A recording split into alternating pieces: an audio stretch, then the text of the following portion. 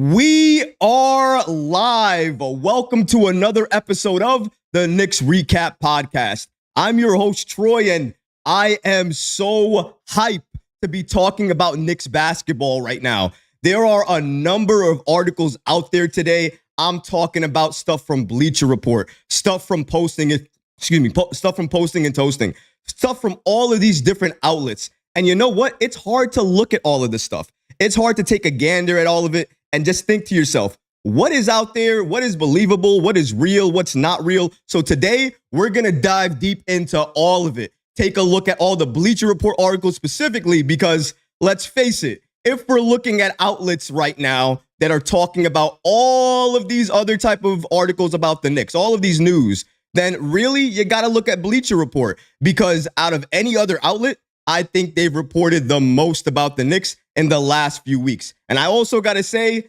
shout out to the chat gang. I see Knicks fan in there. Shout out to Knicks fan. Appreciate you, my guy. Shout out to you. And shout out to everybody else who's going to be making their way through. I love these Friday streams. I think this is probably going to be the day I consistently do streams, at least between you and me, us guys right here. But I'm also going to be doing special guest interviews as well, too. And guys, I have a very special guest interview coming up next week, Wednesday at 1 p.m. That's going to be the live for next week. Now, some of you guys may have already saw who that special guest is. If you didn't, you're going to find out on Monday. But I am very happy to announce him. He's an NBA insider, and he's going to help break down all of the Knicks offseason moves. But before we get there, like I was saying before, the Knicks right now, we're talking about Lauri Markkanen articles. We're talking about, are the Knicks going to trade their picks? Definitely. And then other articles coming out saying, no, Knicks are probably not going to trade all of their picks. They're going to keep one pick. Then everybody's rushing to the draft boards. Well, who are they going to pick? Kel Ware, maybe Ryan Dunn. What pick is it going to be? That's basically the question right now. Well, we're going to break down a lot of those questions, but right now, one of the main things coming out is the Knicks and their dream targets. Their most realistic targets coming out right now.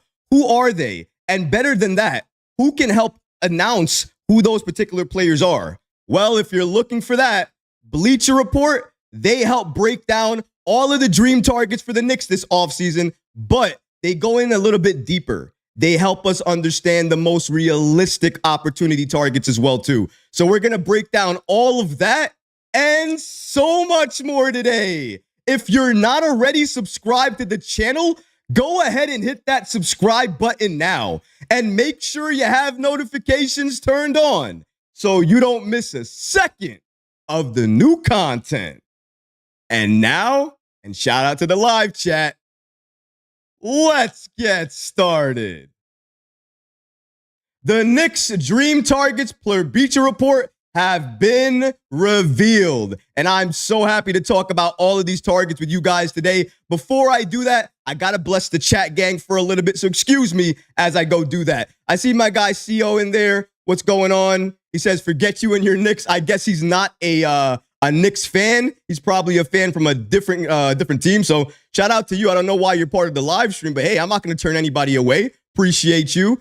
We got my guy over here. I think that's GT. GT says, block this clown. You know what? Let him stay. If he wants to stay and comment, I'm okay with that. We'll let him go for a little bit, but if he gets out of place, we'll definitely go ahead and hit that block button.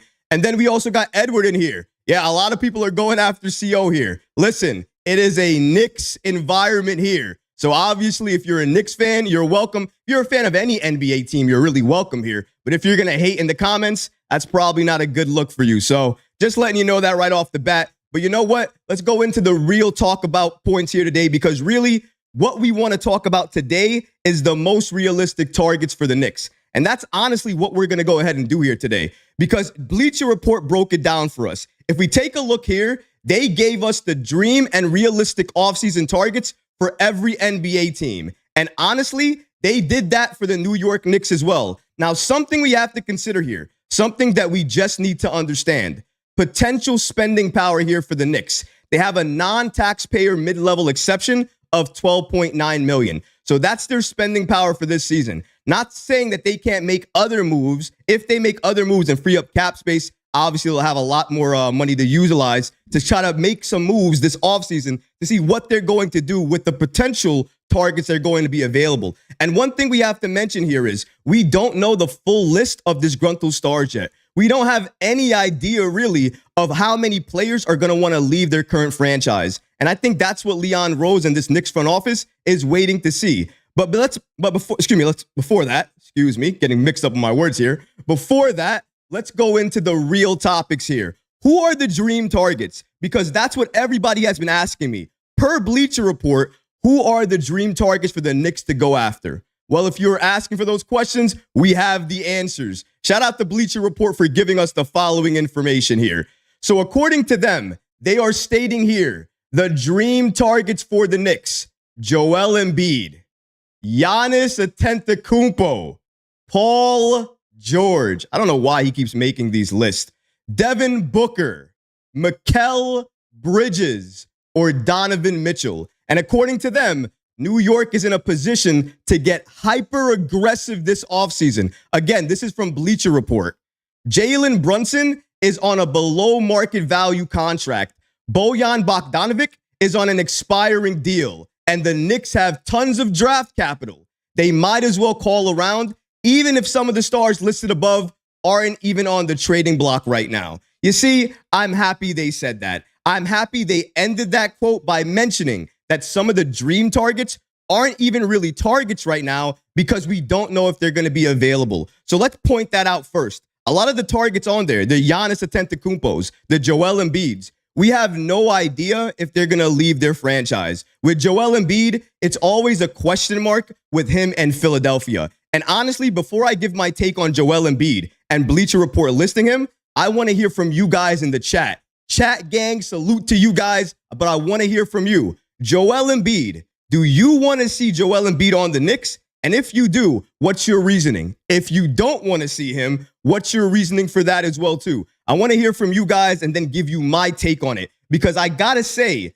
my take is probably going to go against what some of you guys are probably expecting here. Because in the past, I've been very pro Embiid. I've loved Joel Embiid because I like his fit. And also, superstar, MVP level player. There's so many good things to say about Joel Embiid, so we want to put that in perspective as well. But let's first get to the actual chat here because I see people are going off. So let's see. Salute to we got GT saying salute to Troy. Appreciate you, my guy. Let's see here. Otis says, I'm a Knicks fan. Shout out to you. Edward said, this is all about the Knicks. Go New York. Go New York. Let's go, baby. David says, let's go Knicks all day, every day. Can't say I'm arguing with that. James says, use it on DeAnthony Melton. We're going to get to him because actually, DeAnthony Melton is a player that Bleacher Report wants the Knicks to go after as a dream target, but in my opinion, what they're calling a realistic dream target. We're going to get to that because for me, that doesn't make any sense. But let's go back here to the chat gang over here. Well, James, I guess, is a Nets fan. He's in here saying, stop star chasing. Listen, I don't know why, but today the chat is full of Knicks fans, and then we have some other fans from other fan bases joining the crew here. I think CQ was a Pacers fan. James, it's a Nets fan. And listen, I can't blame the Nets fans right now. I understand you have a little bit of hate for me. I've been dropping a lot of Mikal Bridges videos, and I'm sure that's not making you guys happy. I apologize kind of, but not kind of because that's what the reports are right now. So you can't blame me for creating that content. But let's go ahead. Let's keep it going here.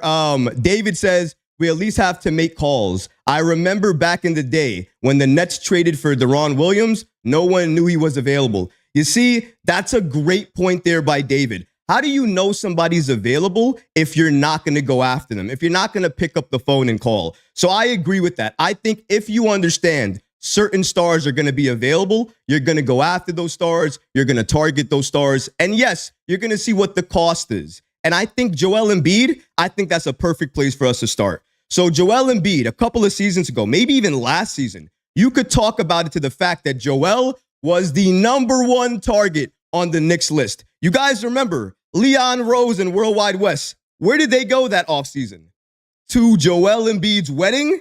And according to multiple NBA insiders at that point in time, I'm not saying they were tampering, but they at least had discussions about, hey, what if you came to New York? Maybe it would look better for you in New York. Maybe we have better pieces for you in New York. And maybe you can make the argument even better now that the Knicks eliminating the Sixers, you can go back to Joel and say, hey, I told you, you should have joined us. We just eliminated you and we barely had a roster. If we could do that without a roster, fully healthy, what do you think we're doing to you? Do you want to join what's coming or do you want to face the impact? I think that's what Joel Embiid is going to have to ask himself, but that's all dependent on if he's going to be available and even if the Knicks want him. And personally speaking, my opinion on the matter, I don't want Joel Embiid anymore. And here's why. Joel Embiid, what this man did in the playoffs, have we all forgotten? Am I the only one that remembers his dirty plays, grabbing Mitchell Robinson's ankle while he's in the air? This man is airborne and he's getting grabbed by Joel Embiid. He's a big man himself. He knows better and still grab this man out of the air. If that's not a dirty play, I don't know what is. This man is running to Jalen Brunson, act like it's nothing, and then puts his arm up and tries to shove JB down into his neck. Not dirty? Maybe I wanted Joel Embiid at a certain point in time before, a long time ago, maybe a season ago. But you know what? I'm allowed to update my take, right? I can change things, can I not? And after everything that I saw with Joel Embiid and what he's done as a player in the games that matter the most, whatever you want to say about, oh, he played through injury, he did that. He played through injury and gave you that performance. I don't want that guy on this team. Toxic, bad. That's not good for culture. That's not good for what you're building. And this season taught me something more than anything else.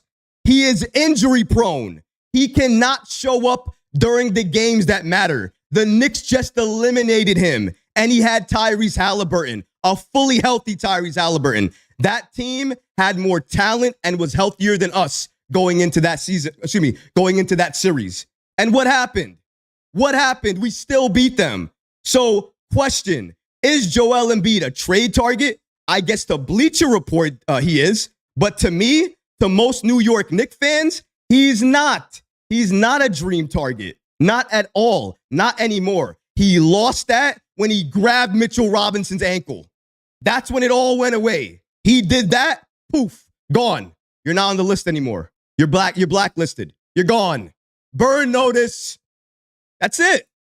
I don't want that type of player on this team. I understand his skill set. I understand what he can do for this team when healthy. But the when healthy aspect starts getting less and less each and every season.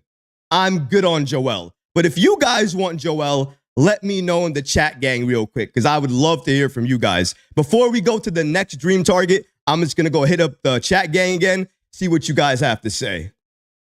Let's go here. Well, definitely we have James still in the chat, and he is getting roasted by the Knicks fans. A little warning for you guys if you're from other teams and you're just wandering into the chat. Be a little careful. There's a lot of Knicks fans in there, and you know how we get in New York, right? What's the word? Back in my day when I was growing up, they called it gully. We're a little gully. The Knicks this season, with that hustle, a little gully. James, listen, brother, might want to relax a little bit. These Knicks fans are going to smoke you. I understand you're a Nets fan. You want to battle for the boroughs, but you're battling by yourself. Ain't nobody with you. Let's keep it going here. Otis says we don't need him. I agree with that, my brother. I definitely do. Ali says, Embiid too risky health-wise. That's my point, bro. Why are we going to go after Embiid when if we go after him, we have a question mark with each and everything that we do moving forward? How do you build around the question mark? How do you do that? You can't. I don't know how the Sixers are even been able to do it. It doesn't make sense. James says, Embiid is better than any Knicks player ever. You guys cook them. You guys cook them. Let's see here. We got Levi. Titus Jones for the mid-level or Chris Paul? Oof. Ooh. Oh, we getting there? Are we at that level right now? Talking Chris Paul? He's not even on the list. Bleacher Report didn't even add Chris Paul. I'm going to stay away from that one for a second. Maybe we'll circle back. One more comment, and then we go to Giannis. Let's see here. Jason says, I guess it's to the Nets fan. Jason says, Nets fan have to be content creators. James Lee, go find a new hobby. Oh, my goodness. And then I Rise says, Nets have no chat home. And then Drip says, leave Embiid in Philly. I appreciate all you guys. I appreciate your comments, and I agree with all of them. Embiid showed his true colors. I'm good on that. Sounds like most of you guys are good on that. Embiid can stay his ass in Philadelphia. We don't need him. But this next guy, this next one that they put on the list, my guy Giannis Antetokounmpo. Yeah.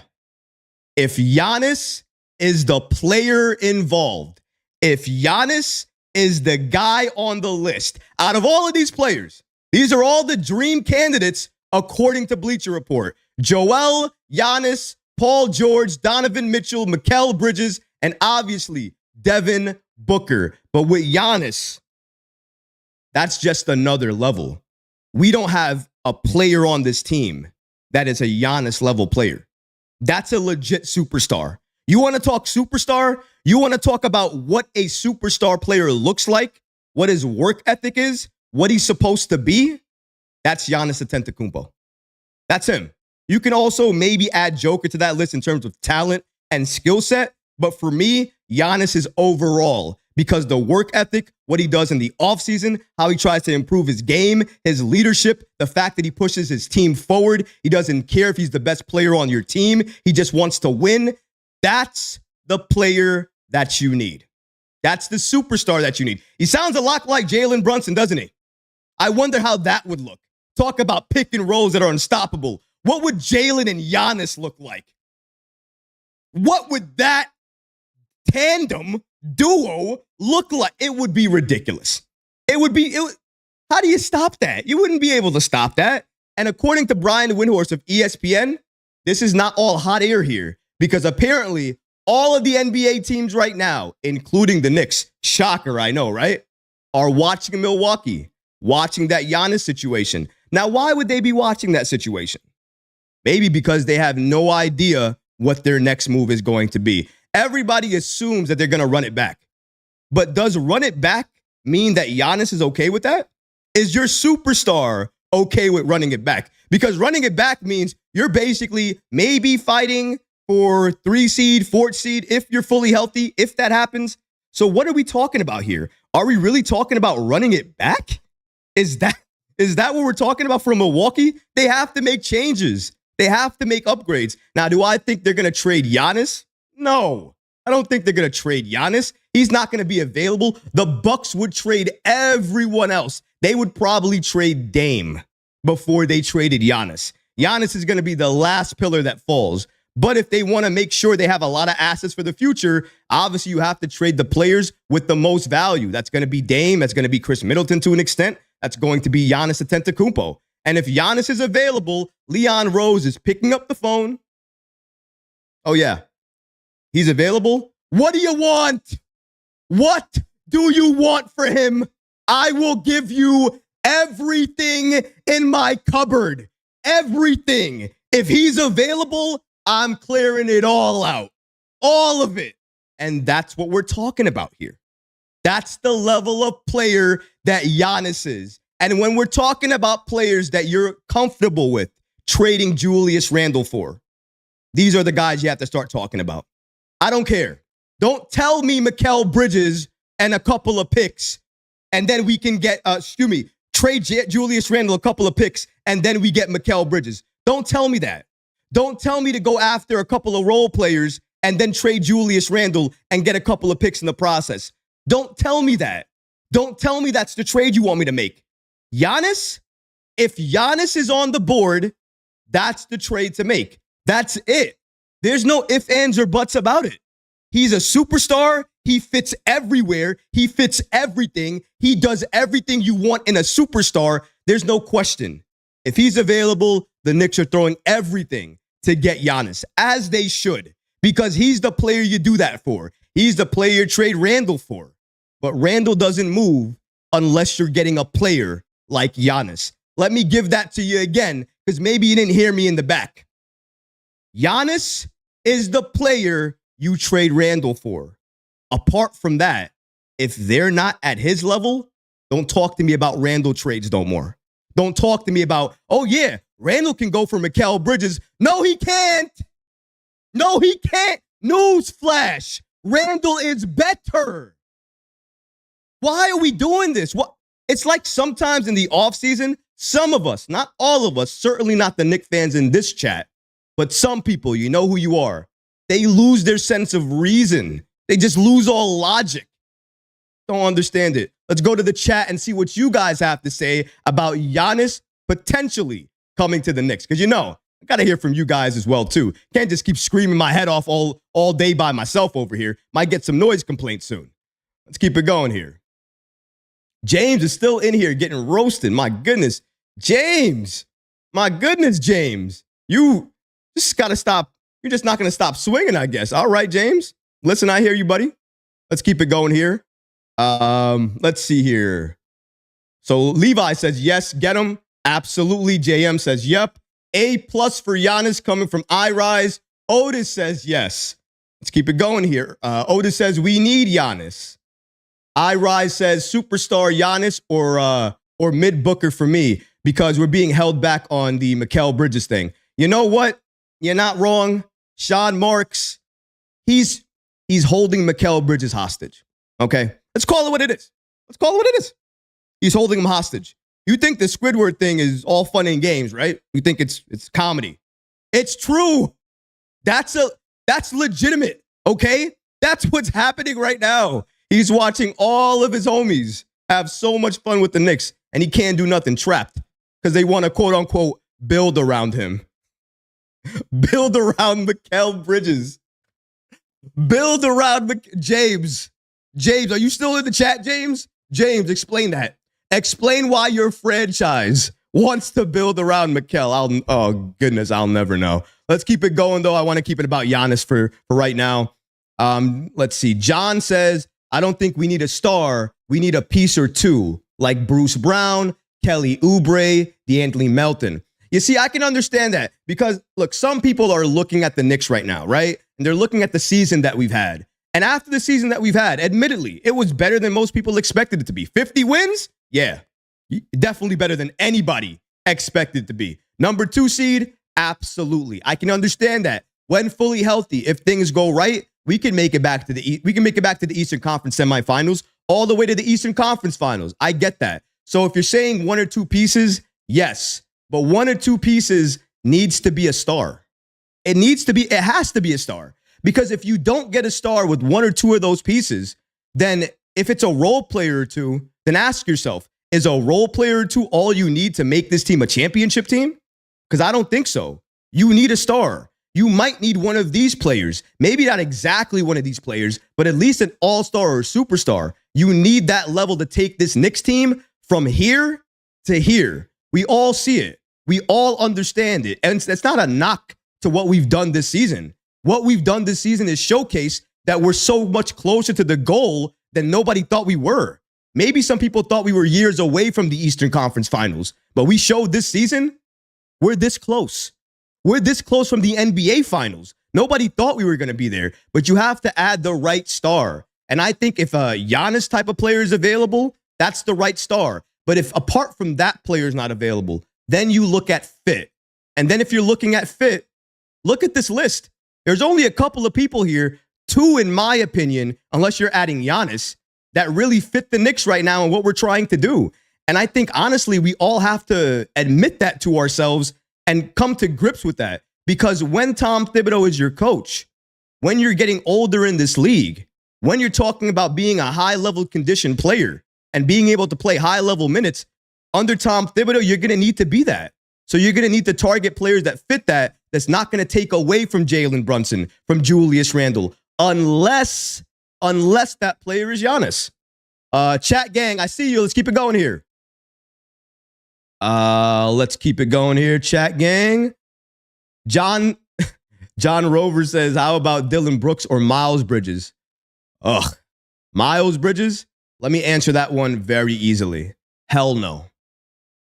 Hell no. No to Miles Bridges. I don't care about talent. I don't care. New York media and fans would destroy that man. I'm also somebody with values as well. There is no way, knowing what I know, that I would want anything to do with that man. He can stay in Charlotte. He can go to some other team, whatever the case may be. Why he's still even in the league, honestly, in my opinion, is a question mark. Because out of everything that we know now, I'm good on that. You guys can talk about all you want to in the chat. I don't want to entertain that. It's toxic to the locker room and toxic to the culture. You got to remember, basketball and championships, they're not only won with the talent you have on the court. It's your locker room. It's the culture that you're building, your identity. You take anything away from that, are you really building a championship contender? None of those guys do it for me. Not one of them. Dylan Brooks is a no, and so is Miles Bridges for me. Let's keep it going here.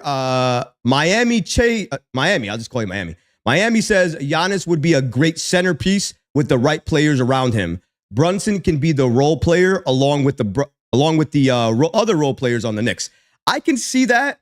I think that if Giannis came here, just probably based off of his stature, he might be the centerpiece. But I wouldn't be surprised if they tried to be a duo of a centerpiece between Giannis and Jalen, because to their credit, they both do things extremely well. Giannis, to his credit, controls so many defenders when he's running down the lane that basically the other side of the court is open for anybody to do anything, to go into the paint, to shoot, to sit down on the court and drink a glass of water.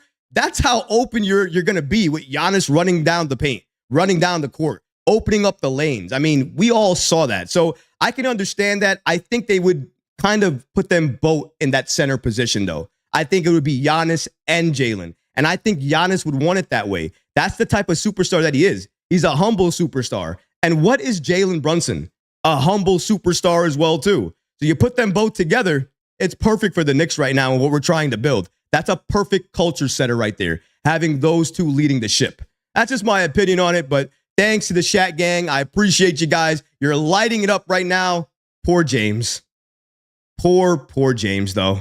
He is getting lit up in the chat continuously. Your own fault. You did join a Knicks community space. I mean, I don't feel sorry for you, but I'm just saying you did it at your own belief that you could do it. So no sorries over there. But let's keep it going here because I want to go through this list some more. I want to go. Oh, well, I wanted to go through the list till I saw the next player on that list, Paul George. Why does he keep coming up? What? In every single thing that I'm doing for dream targets and everything, he keeps coming up. Paul George again? Am I the only one that has noticed what this man has done over his career? Because I understand, fit-wise, Paul George fits. Skill set-wise, he fits. Two-way player. I understand it. Does getting older in this league fit?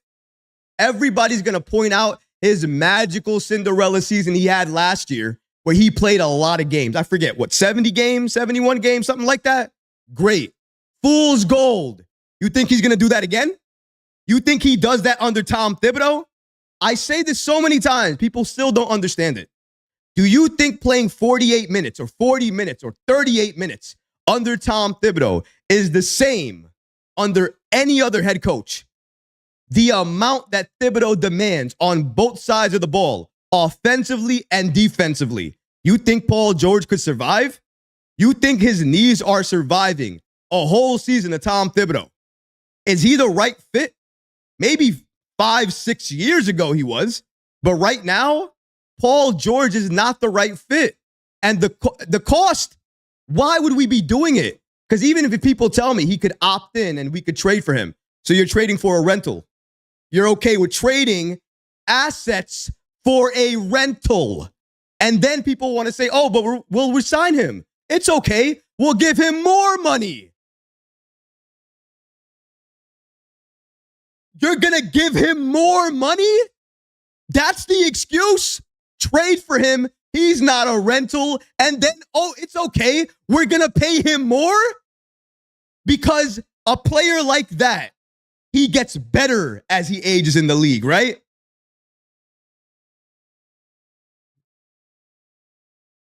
I am so good on Paul George. I don't want him. Don't want to see him on my team. I am so happy, actually, that last season he went like this and he said, excuse me, I would like an extension before you trade me to New York. And then Leon did the best boss move I could ever ask for. You want a what? I'm good. Bye. You could stay with the Clippers. And I hope he continues to stay with the Clippers. What has he done? Legitimately, what has he done that makes so many people want Paul George? What has he done throughout his entire career? What has he done that makes people think he's the second coming of Kevin Durant? No on every front for Paul George. He does not help this Knicks team get better because the way you help us is availability. And I just don't feel he'll be available enough, especially as he gets older in this league. I'm good on Paul George. But you know what? Maybe that's just me. Maybe I'm the one that's looking at this a little wrong. Maybe you guys in the chat gang feel a little bit differently. So tell me then, do you guys want Paul George? You want his aging superstar player self in this team with the Knicks? Is that what you want? Let me know in the chat gang. Light it up because I'm about to read some more comments. Appreciate all you guys. We have 248 people in here on a Friday afternoon. You guys are at work watching me get upset and scream at some of these other commenters, some of these other ideas, and some of these other trade scenarios that the Knicks have to go into. So to each and every one of you guys, thank you. I appreciate you. You guys could be anywhere right now, legitimately anywhere. And you are choosing to be here with me to listen to me talk about all of these potential dream targets and realistic targets. So I appreciate that. And we're about to hit about almost 1K in viewership, and we haven't even been on for about 30 minutes. Guys, the love and the support, I see it. I feel it. And I love it. If you want to show more support, we also have a merch store as well. Definitely go over to the merch. My God, I can't even talk today. So hype. The merch store. Go over there and make sure you get your merch. You can support the show and everything we have going on, all the special guests that we're going to get and everything like that. So I really do appreciate that. But back to the chat gang. Let's keep it going because you guys have it locked and live. Let's get it to 3. I want to get it to 300. Hopefully we can get it there soon, but I wanted to get it to 300 viewers. Let's see if we can push it to the pace. Let's go. All right. Going to the comments here. James is still in the chat gang. James is a warrior. Listen, you may be a Nets fan, but you gained a little bit of respect. All of the comments have been thrown at you, and you still stuck around? All right, man. You're getting a little respect. John says they can send Paul to Chicago and Levine to the Clippers. I guess that's a conversation going on between you guys. We'll talk about that in a second. iRise says he needs to retire before coming to New York because he'd fall apart in the Holland Tunnel. iRise. I love that comment, iRise. That's a good comment, iRise. That's one of my favorite comments of the day. Shout out to you. Is he wrong, though? Is he saying something incorrect? Is Paul George not fragile? I know this one season makes us all think, oh, he can go. He can play every single game. No, he can't. This one season made all of us blind, or at least some of us blind. But the real ones, we already know what the case is. He misses games, a lot of games. And when he does show up in certain games, does he really show up? Is he really the player you want? Is he really the superstar that fits this team? I'll let you guys answer that. Let's keep it going here. I believe that is Britain says we might as well keep Bogey. Otis says no. So I'm guessing saying no to Paul George. I appreciate that. Isaac Smith says if I'd sign a backup point guard, there's one in Golden State. Okay. All right. I hear that. And Toyne says, Holly. Sorry about that. Holly says, I like Paul George, but not at the contract and his age. That's the whole thing. If we're talking about Paul George from 6 or 7 years ago, then yeah, we can talk about it like that. I have no problem. But that's not what we're talking about. That's not even the skill set he has anymore. He has a whole different skill set because he's an older, aging player. So we have to consider that. I understand people who used to love Paul George. I used to be a fan of him too, but not now, not for my team, not trading away significant assets for him. That doesn't make sense. iRise says PG is not a winner. Say it again. I'll repeat that comment one more time. iRise, who has been leaving so many good comments as of late. PG is not a winner. He's not. Look at this list. They're full of winners. Would you consider Paul George to be one of them? Because for me, no, I wouldn't. As this graphic is up, let's read some more comments here. Colby says, oh, hell to the no. Britton says, no, sir.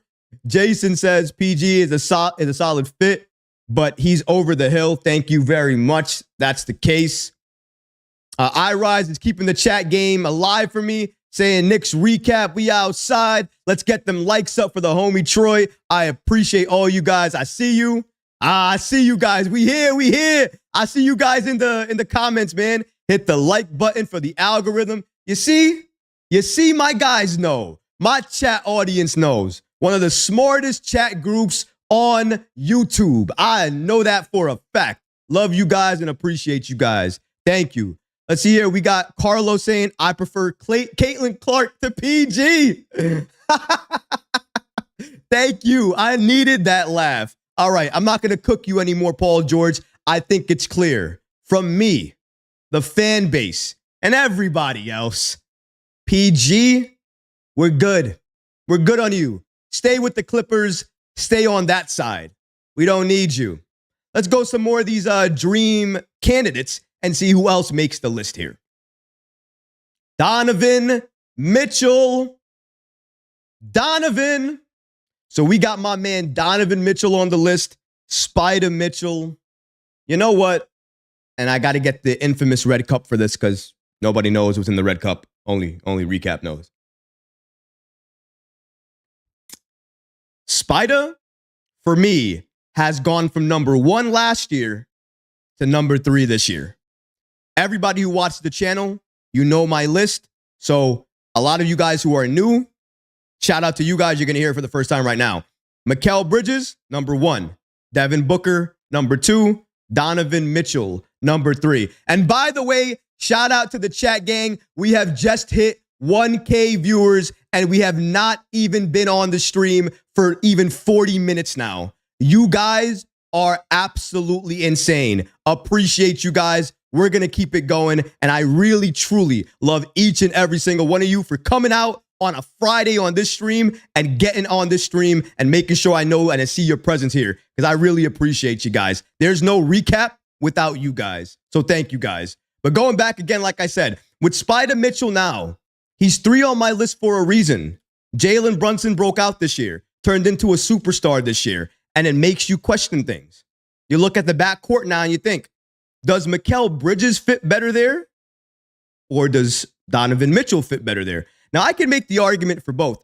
A lot of people kill Spider, and I want to take that out of the way right now. I'm a Donovan Mitchell fan. I think he fits this Knicks team like a glove. So well. Because I think the backcourt with him and Jalen Brunson would go off. Nobody stops that. Tell me a defender, tell me a defender in the NBA right now. Tell me one of them or a duo that can stop Donovan Mitchell and Jalen Brunson in the backcourt. Don't worry. I'll wait and I'll drink some water in the process as well. I just revealed what was in the cup. Well, everybody knows now. Secrets out of the bag. Anyways, going back to it. Donovan Mitchell right now, as his current skill set is, would be balling with Jalen Brunson in that backcourt. The problem is cost. Because as it was reported, the cost for potentially a Donovan Mitchell trade is potentially 3 first-round picks, Dante DiVincenzo, and Bojan Bogdanovic.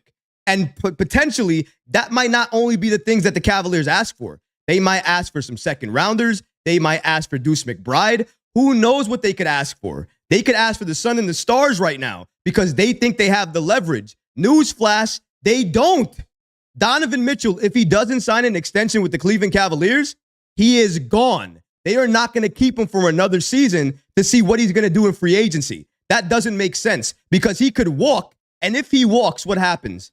They lost him for nothing? That's what's going to happen? I don't think that anybody, especially in Cleveland, wants to see that happen. They would rather trade him and try to recoup some assets. So then you got to ask yourself, who are the trade partners they're going to look at? There are a lot of teams out there, the Lakers, the Miami Heat. I'm sure even though the Knicks have not been rumored to be one of the teams involved or interested in Donovan Mitchell, I'm sure he would still be one of the teams because Donovan Mitchell and the Knicks have always been linked. They're always together. By the way, a couple of days ago, I think, he was spotted in Queens. And for somebody in the chat that asked me where I'm from Queens, New York. Yes, I am. Shout out to the borough. I appreciate all my guys and all the listeners who are part of Queens as well, too. But absolutely, Donovan Mitchell, he was spotted there. Why? Because he loves New York. So you don't have to sell me or sell anybody on the fact that Donovan wants to be in New York and he wants to be in Nick. There's nothing disputing that. The only thing now is he the right fit anymore, given from what we've seen from this Knicks team this season? We saw a hobbled Knicks team get the second seed. We saw a hobbled Knicks team take the Pacers all the way to the Eastern Conference semifinals, Game 7. When healthy, we all believe we would have been to the Eastern Conference Finals. So when you have that situation happen, if you're Leon Rose, you're taking a step back and you're looking at the roster, you're thinking to yourself, does Donovan fit anymore? Because the Knicks used to be the team that when any star was available, got to pick up that phone and call, got to see who's available. How can I get that star on this team? But after this year, we're not that team anymore.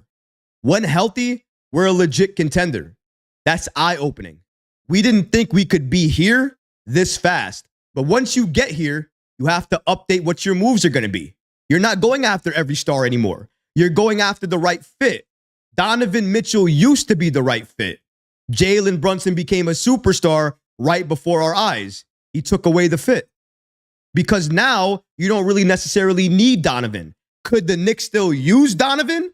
Absolutely. He can still fit, but the fit isn't as perfect anymore because of Jalen Brunson. And I'm not trying to hate on Jalen. I'm happy for Jalen. I'm happy Jalen took a step forward and became a superstar this year. I thought he was becoming a superstar before he turned into one this season. Because the year before that series against Miami, that superstar bell was ringing then. And he just went ahead and doubled down on he just went ahead and doubled down on it this past season. We all saw it. So because of that, the Knicks have changed their plans a little bit. And that's why I think when they're looking in the draft, when they're looking for different players to trade for, when they're looking at all of these different things, what are they considering? They're considering fit right now. Nothing else. We all heard that potentially the Knicks were looking to trade their number 24 and number 25 pick. But then Ian Begley came out and he said, no. The Knicks are actually looking to keep one of those picks in the first round, draft a player that fills a void. I don't know why that article doesn't have enough, or at least more attention, I should say, because those are updates nobody are talking about right now. Those are draft discussions that we normally have no insight on. The Knicks want to draft the player to fill the void and then use their other picks to potentially package them for a star or an impactful player. But if that's the case, you got to ask yourself who that star is going to be. It's likely not going to be Donovan Mitchell because the fit is no longer there. But maybe I'm wrong. Maybe you guys think there is a fit there. Maybe you guys think that Donovan Mitchell should be the number one priority come this offseason. Let me know in the comments right now because I want to hear from you guys. I got to go to the chat gang real quick. And by the way, for anybody watching this on the replay gang, if you ask yourself, do I watch the replay? Do I look at what you guys are saying in the comments at that point in time? Obviously, I have to. Of course I do, because I respect everybody who gives their time up to watch this stream. So thanks and shout out to all you guys. But let's go to the chat gang and see what they have to say about Donovan Mitchell. All right, let's see here. Oh, so we got JM says South Jamaica. My guy, South Jamaica, Queens, stand up, baby. I love to see my guys from Queens in the chat. Salute to you, my brother. I appreciate you. Let's keep it going. We got John from Far Rockaway, Queens. My guy, Queens in the building. Stand up. Drop some hearts in the chat if you from Queens. Stand up, Queens. Appreciate you. No knock to any other borough. No knock. Love Brooklyn. Love the Bronx. Obviously, love all my people in Long Island. Love all my people in Queens because that's where I'm from. Y'all already got to know, man. When it comes to the Knicks, when it comes to the boroughs, I don't care where you're from. You could be from Brazil. I don't care. It's all about here and your fandom over here. And as long as you're Knicks like that, you're cool with me. I appreciate each and every one of y'all. Let's keep it going, though. We got Miami saying, would love to get Portis back. Wow. SNY. Oh, that's my guy, State. He's like, where the link? What's going on here? State, this is not one of those chats. I know for you, you got the StreamYards thing going on where you have a link that you give out to all of your potential people. They go out and they chat with you on the stream. That's what you do. I think what you call it is a round table. Shout out to my guy, State. If you don't know him, he is one of the big dogs on Twitter. Go ahead and definitely subscribe to his channel. He has one on YouTube. And make sure you're subscribing to him and following him on all the apps like X, Instagram, everything like that. He does the roundtable discussions with a lot of fans, a lot of other content creators. He does that. This particular live stream is not for that. But newsflash, or spoiler alert, I should say, when it comes to the Knicks and those content creator streams, they're coming back. They're called Knicks Live, and they're coming back very, very, very soon. I have a very special guest coming back for that. And during those type of shows, we're going to have a round table with all of the fans. But obviously, I'm going to do it in my unique way and put my spin on it. But let's keep it going here. Shout out to my guy, State, though. I appreciate him. I appreciate him being in the building. That's my guy. Let's keep it going here. I Rise. My guy, Troy, one of the realest to do it. I appreciate you, my guy. Let's keep it going here. Big Dave says, Jersey in the house. Appreciate you, my guy. Again, I don't care where you're from. As long as you bleed orange and blue, you're cool with me. Appreciate you. Queens be the best, B. I agree with that. Shout out to Knicks Nation. South Ozone Park in the house. Shout out to Britain. Appreciate you, my guy. Otis says, Harlem in the building. Love my people from Harlem. Shout out to you guys. Bricks Nation says, Mikal Bridges or just run it back. Ooh. And then we got Brooklyn outside. We with it. Appreciate you guys as well. Bricks Nation with the Mikal Bridges aspect of it. You know what? We were waiting to go there because we had the Donovan Mitchell conversation. But since you mentioned it, since you mentioned Mikal Bridges, I think it makes a lot of sense to jump into there and go ahead and do that. So let's jump into it real quick. Mikal Bridges, you know he's on the list. And of course, we got to talk about him. So Mikal, for me, and every single person watching this stream who's a fan of this channel, you guys know, Mikal Bridges is my guy. The number one pick for you to go out if you're the Knicks to get him on this team because that makes you a championship contender. A lot of people don't think that. A lot of people don't believe that. And maybe it's because you're not hearing my scenario of it. The only way the Knicks are a championship contender with Mikal Bridges on this team is if they get Mikal Bridges without interfering with the core, without breaking them up. That means you keep OG, you keep Julius, you keep Jalen, you keep Dante, you keep Hart, you keep Isaiah Hartenstein. If you can keep all of those players and get Mikal Bridges, by the way, it's possible. It is absolutely possible, by the way. But if they can do that and swing that trade, that team, once it's all said and done, is an NBA Finals contender each and every year. That's not even a joke. On paper, you can see that. Jalen, OG, Julius Randle, Mikal Bridges, and iHeart as your starting five. And if Thibs runs an 8-man rotation, Deuce, Dante, and Hart. What? If it's 9-man, Mitchell Robinson off the bench. What? If it's not Mitchell Robinson, they draft a rookie, and they play that rookie off the bench. Oh, it is possible. That's right. It's possible to get what you want without having to destroy everything. And that's why, for me, Mikal Bridges is the target. There is nobody else. There can't be anybody else. He is the guy. He is the number one guy to target because Mikal Bridges fits everything we're trying to do. Who's a high-level defender that's a star? Mikal. Who doesn't make superstar money right now? Mikal. Who can score when you need him to? It's a tough question. Oh, Mikal. Mikal. So Mikal is the perfect trade fit right now for this team. But see, here's the thing. I want Mikal, right? But I want him at the right cost. If we're going to give up the farm to get Mikal Bridges, I'm out. Because I'm not going to do that. Because it doesn't make sense. And if it doesn't make sense, why am I going to do that? And that brings us to the most important part of the stream right now. Going into something that really, honestly, is going to bother you. You want to know why? It bothered me. We're going to talk about Mikal Bridges, but we're going to talk about one of those Bleacher Report articles that gets my blood boiling, that gets me so angry that it just doesn't make sense. So apologies in advance, but we're going there. So shout out to the chat gang, because I know you're going to get live when I drop this one from Bleacher Report right here. So shout out to Bleacher Report.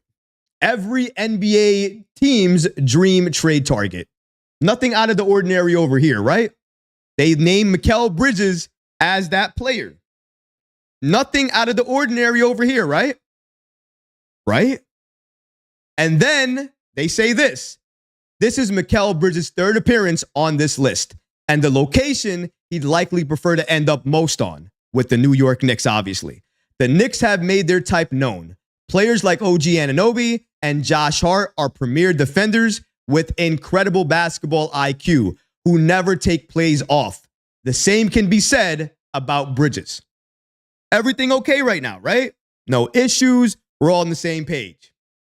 Here's where everything goes left. A trade based around Bridges and Julius Randle would make sense, as the Nets would want win now pieces in return. By the way, that makes no sense. None. Zero. Because the Nets owner just came out and said, I don't want to win now. I want to build a contender for the future. So already we're onto a wrong foot. We're onto the wrong steps already. We're falling off the cliff already as we go. But it doesn't matter. As we're falling off the cliff, he's still continuing to write. And this is his justification for wanting to make this trade surrounded around Mikal and Julius Randle. My goodness. So as we continue here, and shout out to Britton who says, yo, Troy, I'm about to go. Just tell Leon hire Mikal's mom. Shout out for you for the super chat as well, man. I appreciate you, my brother. If you want to get your comment read as fast as possible, definitely hit up the super chats to make sure you get your comment read, because sometimes otherwise I might miss it. I do try to go to the chat gang as much as possible, but you know how it is with the super chats. If you hit on one of those, I'm definitely going to go in and definitely read one of your comments, excuse me. But going back to Bleacher Report and this crazy trade here, a starting five of Brunson, Dante DiVincenzo, Bridges, Anunoby, Ihart, and Mitchell Robinson, with Hart as the sixth man, might be the toughest, most physical in the league. Yeah, but so would Julius Randle. And if I changed that a little bit and I switched it to Jalen Brunson, Mikal Bridges, OG Anunoby, Julius Randle, and Ihart, that sounds even scarier. That sounds like a team that is running through the entire league. So if that's what we're talking about here, then what are you talking about? Why would you even create an article like this that has the Knicks trading away Julius Randle for Mikal Bridges? It just doesn't make sense. Who's the better player? Is it not Randle? So why are we giving him up? Why would we be giving up Julius Randle to get Mikal Bridges? That doesn't make the Knicks better, in my opinion. It makes us worse. It does. You're trying to hope and pray that when Mikal gets here, he might be able to fill the role of Julius Randle. He can't. Not many players around the league can do that. You're going to be asking so much of him, and he can't already show up with Brooklyn. If he can't show up with Brooklyn, what makes you think he's going to be able to be the number 2 right behind Jalen Brunson? That doesn't make sense. Villanova connections don't make up for everything. That is a crazy trade scenario. You want the Knicks to give up Julius Randle for Mikal Bridges because it's a win now move? And the Nets don't even want to win now. I get Bleacher Report wanting to create content, wanting to create controversy because clearly controversy sells. But in my opinion, for me, this was nasty work. Nasty work. Because they probably hear a lot of the things that are going on around social media, around all these other platforms. And they know the Knicks want Mikal Bridges. But at what cost? If it's at Randle's cost, do you still want Mikal Bridges? Because for me, and I think I speak for a lot of Knicks fans out there, the answer to that is no. Mikal is either added to this team as a piece to help what we're trying to build, or Mikal is gone. We're not even considering him. Because if it's Randle for Mikal, then I don't want Mikal then. There's no reason to talk about it. We need to get Mikal added, not break up the core to add Mikal. It doesn't make sense. Bleacher Report with one of the most outrageous trades I've ever seen in my entire life. Reading trades about Mikal Bridges here for a Julius Randle. And I'm sure that trade has picks in it. I'm sure that trade has the Knicks giving up picks for it. Imagine that. Imagine giving up a 3-time All-Star for a player that's a better defender than he is an offensive player and giving up picks in the process. It's like the Lauri Markkanen video I did a couple of days ago. You guys remember that, right? Lauri Markkanen. Oh, yeah, we'll get him. Oh, yeah, the cost to get him, Julius Randle and 5 to 6 first-round picks. What? That doesn't make sense. Some of these things have to make sense, and that's why with Bleacher Report, I continue to have a love and hate relationship because sometimes I love what they're saying, but oftentimes I hate it. I absolutely hate it because they give us things like this that make no sense at all. But you guys tell me, what did you think about that atrocious trade proposal by Bleacher Report suggesting that the Knicks should I can't even talk right now because I'm so hyped.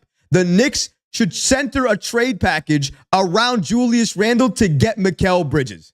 Let me know in the comments, guys, because right now it's just crazy. Let's see what you guys have to say here. Hector says, we don't want Booker. He's soft. Ooh, really? I want Booker. I think Booker actually fits, but that's something else entirely. Otis says, you're right. Britton says, thumbs up 100. We got Thomas who says, for real. Otis says, where is the super chat? I believe it's, I think as you click on the heart sign over there where it says send a gift or send an item. And I think that's where you can add the super chats. So I believe that's where it's at. I'm actually going to make a video on super chats at some point about how to add it because I'm sure a lot of people don't actually know that. And I'm sure a lot of people don't actually get asked that question a lot. So I'm going to make sure I add that because I didn't know a lot of people don't know where that is. Shout out to you. I appreciate you asking. Let's see here. Continue. Alfonso says, wow, you really think highly of Randle? I do. I do because I think with Randle, we're judging Randle on a few years ago. We're judging Randle on a roster that no longer is here. The roster that we have right now complements Julius much better. And I think because of that, it's unfair to qualify Julius and say, you know what? He's not a good playoff performer. He can't do it in the postseason because he hasn't never been surrounded with this level of talent come the postseason. And I think if this Knicks team can get there fully healthy with this type of roster, making the right additions, you're going to see a better Julius Randle. We have not seen a postseason Julius Randle that is playing second fiddle to Jalen Brunson, especially a healthy one. Honestly, I think a lot of people in New York underrate Julius Randle. They don't give him enough credit, especially given the season he just had. He made an all-star team while injured. How many players do that? I'll wait. How many players while injured make the all-star team? It doesn't happen often.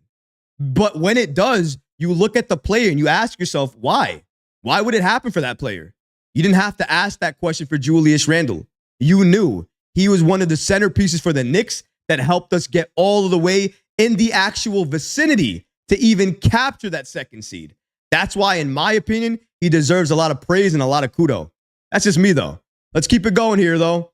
Other comments. AP in the house. Shout out to my guy, AP. Longtime follower and supporter. He says Julius Randle stays. He was the beginning of what we have right now. Is he wrong? Is AP wrong? He's not. Nobody wanted to come here when Randle came here. Now, maybe you could say at that point, the Knicks didn't know what they wanted to do. The Knicks didn't know what they wanted to do with Randle. And if that's your prerogative, that's what you're saying. Okay, fine. I can understand that. But the Knicks upgraded with the times.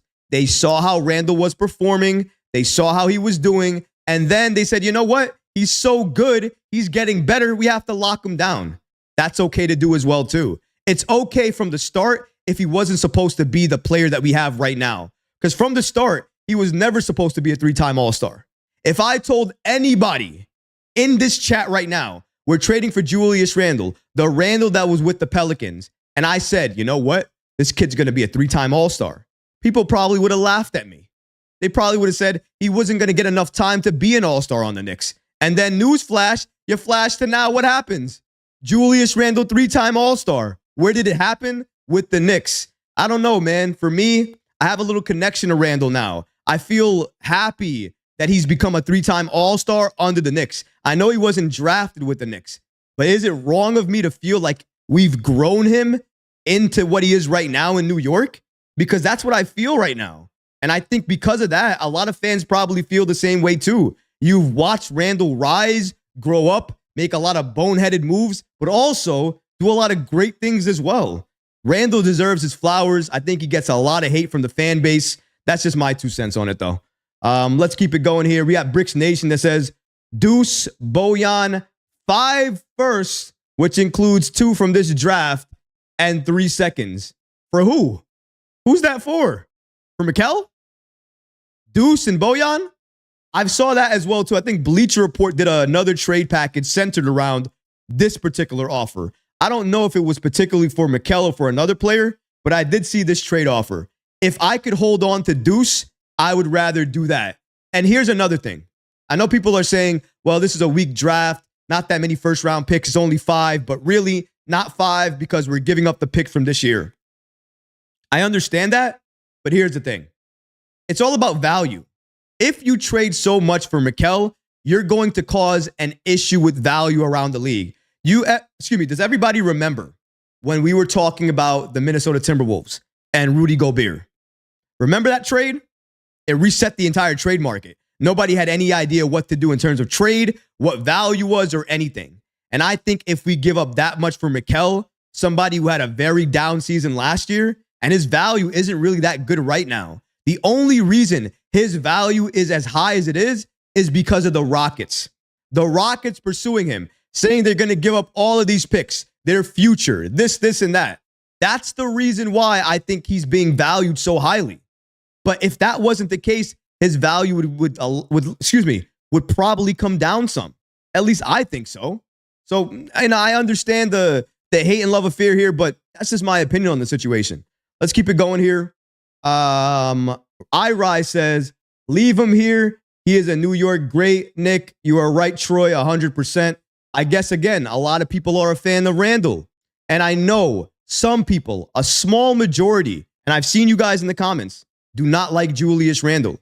I would like to ask you guys right now, tell me, why don't you like Randle? What's the real reason? Is it because of his style of play? Is it because he doesn't show up in the postseason? Is it because he's going to sign a very large contract extension potentially? What is the issue with you guys with Randle? Because a lot of you guys already love Randle, but some of you guys clearly don't like the fit. So I'd like to know why. Big Dave says Randle has grown. I think JB has been a part of it. I agree with you. AP says shout out to Jalen Brunson for getting Patrick Ewing on the show. Definitely, if you guys didn't see that Roommates podcast, my favorite podcast thus far, my favorite episode thus far. I've always loved Patrick Ewing. He was one of my favorites going up. and then Jalen Brunson and Josh Hart, two of my current favorites on the Knicks, must watch podcast. You have to see it. So hopefully we'll get there, and hopefully you guys will check out that Patrick Ewing podcast, because again, it was top notch. One of my favorite. I think that's all for the comments right now. So we're going to go into the next particular aspect here, which is the realistic targets. Who are the realistic targets for the Knicks? Because we spent so much time talking about the Knicks, their dream targets, who they're potentially going to get, who they're not going to get, and who they're trying to avoid. So now that we have that information out of the way, the next thing to understand is realistic targets. And they went into that. Some of you guys might not like this name, but I don't have a problem with it. But I don't know how it's realistic. That's the whole thing. So according to Bleacher Report, their realistic trade target for the Knicks to go after is DeMar DeRozan. And here's why. The non-taxpayer mid-level exception would pay DeRozan far less than the $28.6 million he made in 2023-2024. But the Knicks may offer just the right mix of factors to get him to play for that amount. New York is perhaps the league's most glamorous market. The Knicks are good. Madison Square Garden was electric this season, and juicing the bench with DeRozan scoring could push them a bit closer to genuine contention. Okay, so we have DeMar DeRozan on this list. Here's why, for me, it's not really realistic. All of the reports coming out of Chicago right now is that he's going to re-sign likely a $40 million deal to stay with Chicago.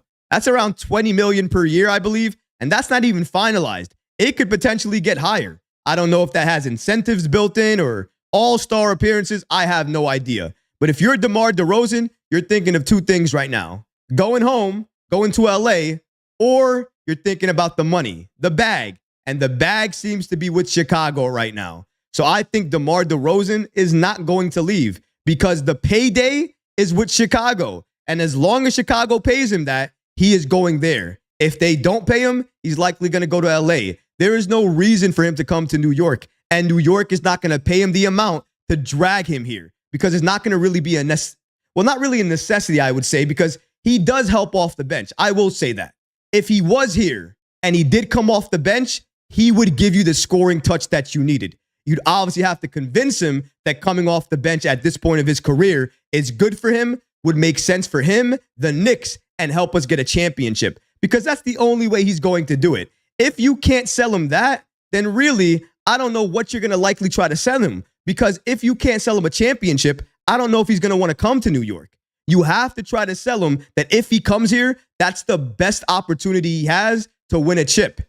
If he goes to LA, that's exactly what they're going to try to sell him as well. You could be the best piece coming off for us from the bench. Maybe we can start you, whatever the case may be. But DeMar DeRozan, his skill set in terms of being a mid-range assassin, shooting lights out at times, making sure that when he's in the game, if you give him enough space, he can hit that three. He can drive into the paint. He'll be patient. He'll make sure he gets his shot, the right shot. And then when you least expect it and you look up, the Knicks are up 5, 10, 15 points, all because DeMar DeRozan was in the game and he was being a mid-range assassin. And that's the things that we need to understand here. He can give you that if you can get him at the right cost, at the right value, and convince him that coming off the bench makes sense. The Bulls and the Lakers likely would start him. The Bulls would likely give him a lot more money than the Lakers and the Knicks. All of those factors considered. Is he really realistic? I don't think so. And I get the points they're trying to make here. I understand the Knicks potentially, if they wanted to, could use their, non-taxpayer mid-level exception, some other type of things as well, too, that they have to their disposal to try to get DeMar DeRozan on this team. But just because they have those assets, just because they could be willing to make those moves, it doesn't mean DeMar DeRozan's just going to say, yeah, I'm going to leave a lot of money on the table for Chicago and join the Knicks. Sometimes it doesn't happen that way. It's oftentimes not that easy. And a lot of players have a very hard time, especially as you get older in the league, saying no to a lot of money. DeMar DeRozan, fit-wise, yes.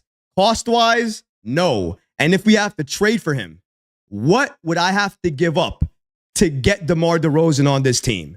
These are all the things we're going to have to consider because I don't think the Bulls are just going to let him go. They're likely going to re-sign him and try to sign and trade him if they try to move him at some point. These are the things that I think Chicago might be considering right now, but it's too soon to really think about that because we're a few weeks away from the offseason. But realistic? I don't think so. But what about you guys? Do you guys think he's realistic? Do you think DeMar DeRozan is the most realistic pick right now? Please let me know in the chat. I got to go to the chat gang anyways because you have been lighting it up, killing it right now, and I really appreciate you guys. So let's keep it going here. Let's see. Hector. Okay. I like it. Do you like it? Do you like it a little bit? Because I'm just saying, man. I'm just saying, if we talk about it in those terms, and we talk about it in terms of, sorry about that, we talk about it in terms of fit, right? I can understand it in terms of fit, but not cost. I don't think we can understand it in terms of cost. Let's keep it going here. Bricks Nation says, we gonna be a top 6 team. Bricks Nation says, if we add Mikal, our picks won't matter for the next 4 years. That's true, because we will be a top 6, maybe even a top 3 team for the next few years. So maybe the picks won't matter. But even though if the picks don't matter, it's still about cost. I don't care if the picks don't matter. He's not worth all of those picks. So why would I give up all of those picks for a player that is simply not worth it? That's all I'm saying. I understand if the Knicks really want him and they went ahead and did that offer, I wouldn't be 100% mad. I would understand it. But I would say, why couldn't you do it with less picks? Because I feel like Mikal's, his value so low. His value is on the ground right now, given the bad season that he had. So why would I give up so many assets in order to get him? One has to make sense with the other. They both have to equal each other. I don't want to be the team that gives up the farm just to get Mikal Bridges, even though I really like him and I really love what he could add to this team. Keep it going for the comment gang here. AP says, I think he wants to win. Alfonso says, I like Randall, but he's injury prone. And if you have a chance to complete the Villanova Knicks with Bridges and the Nets with Randall, I'm not going to allow Randall to prevent me from getting him. But see, the thing is, though, Randall's better. Randall's the better player. I understand fit-wise, but I think even fit-wise, Randall fits this team better than Mikal does because of the chemistry that he's built up with his team over the last few years. I understand the Randall hate and potentially not wanting him to be on this team because you're looking at other players and thinking they might fit better. But you got to give some credit to Randall and all of the work he's put in for the Knicks over the last few years. If anything, a lot of players look to him and what he's trying to do. Jalen Brunson and Julius Randle right now are the head of the snake. And without those two, it's going to be very difficult for the Knicks to move forward. They're part of the core. You can't rip that away unless you're getting a Giannis level player. And Bridges simply is not a Giannis level player. Let's keep it going. Britton says, I'm kind of good on DeMar DeRozan. I agree with that. Hit that like button. Appreciate you, my brother. We got Raphael in the house who says, I don't see Mitch and Isaiah Hartenstein together next year. It's one or the other due to the salaries. I am very, very happy that you mentioned that. Raphael, I appreciate you, my brother. Let's get to that really quick. We're going to get to the next topic that we have, which is honestly DeAnthony Melton. We're going to get to that before the show is over. But something that is often not talked about, Mitchell Robinson or Isaiah Hartenstein. A lot of you guys tell me I want them both. Run it back. Keep them both on this team. It's a good idea. But running it back has its issues. Excuse me for a second as I get some water. Excuse me there. But as I was saying, when it comes to, well, that wasn't DeMar DeRozan, excuse me. Not DeAnthony Melton. Yes, excuse me. Isaiah Hartenstein and Mitchell Robinson. Sorry, lost my train of thought there for a second. With looking at the chat gang, and I love you, chat gang. But Isaiah Hartenstein and Mitchell Robinson, a lot of people like to see them together, but nobody likes to talk about them apart or separately. And that's what I want to talk about now, because if the Knicks trade Mitchell Robinson, do you guys know that their offseason gets a lot easier? OG Anunoby, easier to resign him. Isaiah Hartenstein, easier to resign him if they don't have Mitchell Robinson. Mitchell Robinson is not the hugest or biggest problem on this team.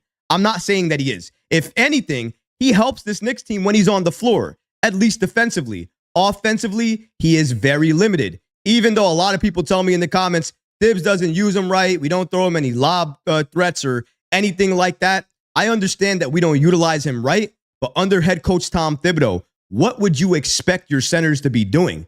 Because that's exactly what he wants his centers to do. Clean up the glass and basically have put back dunks whenever the ball is in a rebound situation, and you can do that. That's all he wants his centers to do. So you really can't blame, Mitchell Robinson for not having that offensive game. I can blame the Knicks, though, for not really developing his offensive game throughout the years. Because look at Isaiah Hartenstein. He really didn't have an offensive game for the Knicks when he came here. But slowly and surely, he went ahead and had that floater game added to it. And he kept hitting those floater shots. One shot after another shot after another shot.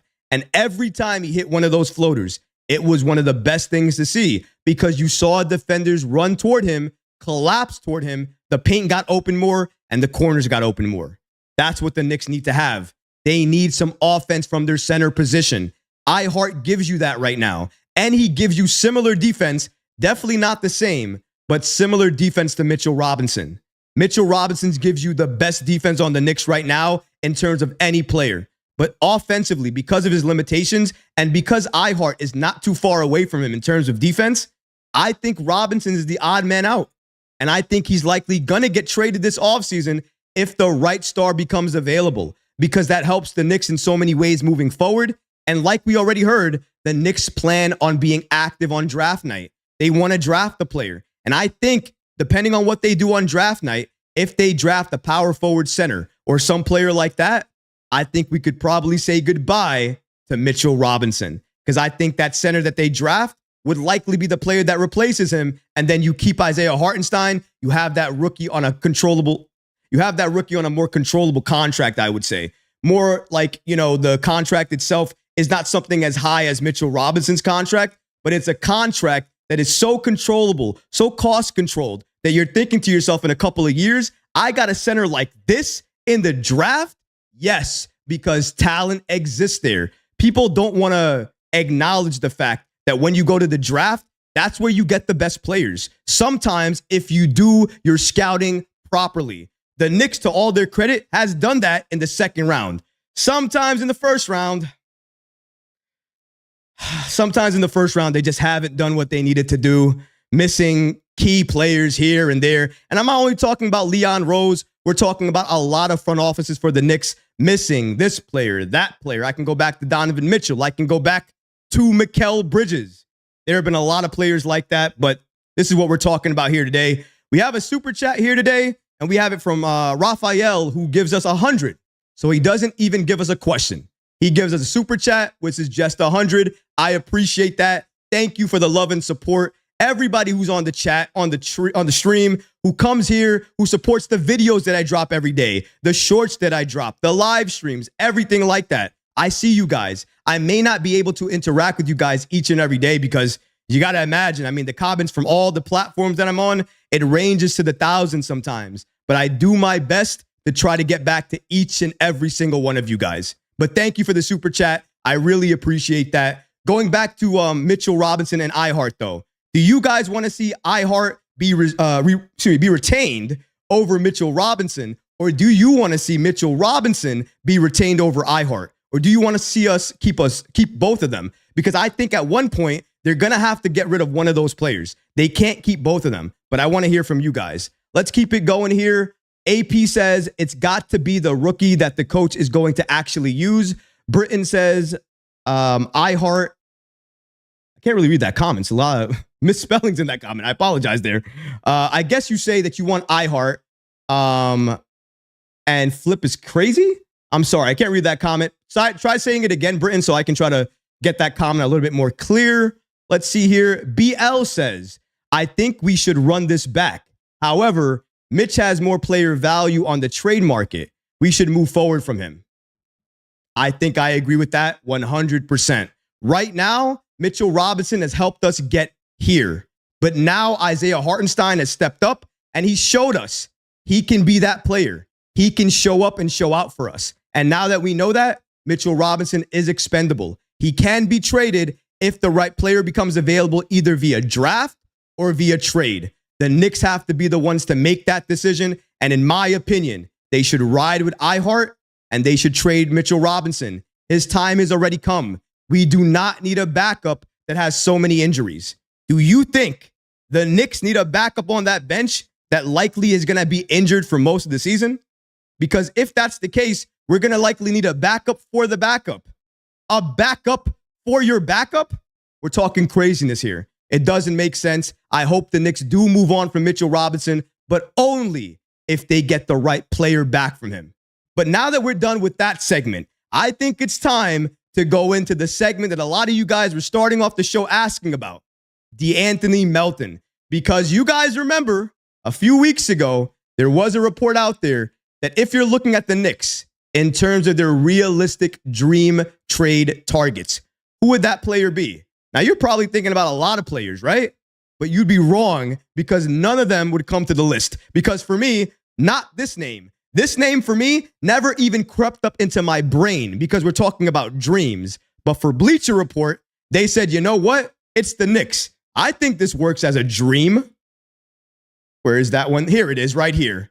Dream free agent targets for the Knicks. And according to Bleacher Report, why the Knicks should go after De'Anthony Melton in free agency. Because according to them, he is their dream free agent. And here's why. The Knicks should have a first priority this summer of keeping the band together by signing iHeart, OG Anunoby as well. And beyond that, they seem to have a type of player who they prefer now. De'Anthony Melton fits this mold as its tough, defensive guarded wing who rarely turns the ball over. The 26-year-old averaged 11.1 points, 3.7 rebounds, 3 assists, and 1.6 steals, while shooting 36% from 3 with the Philadelphia 76ers. But the Sixers might not re-sign him if they're able to land a star this offseason.